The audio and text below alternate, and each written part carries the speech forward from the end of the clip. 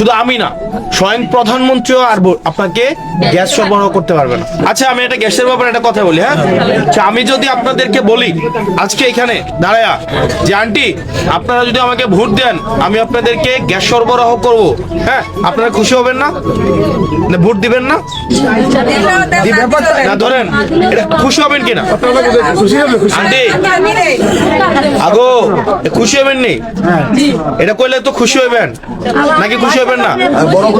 এবার শোনেন, আমি মিথ্যা কথা বলে আপনার কাছে ভোট চাইলাম, ভোট দিলেন, আপনি 6 মাস পরে দেখলেন গ্যাস আসতো না, যতবারই রানতে যাবেন ততবারই আমার গালাগালি করবেন যে কি যে কইছে কি হাতের ফুটে ভোট দিব, ইয়া গ্যাস বলে দিব, গালাগালি করবেন না?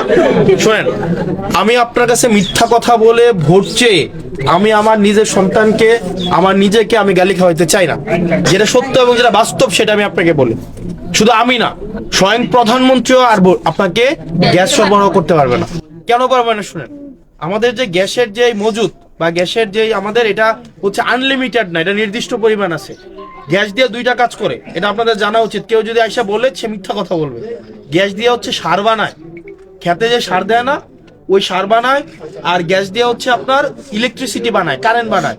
এখন গ্যাস দিয়ে এই দুইটা বানানো আমাদের বেশি দরকার।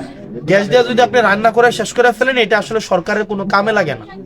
এই কারণে সরকার দেখবেন গ্যাস যাদের গ্যাস আছে তাদেরকেও পুরা গ্যাস দেয় না।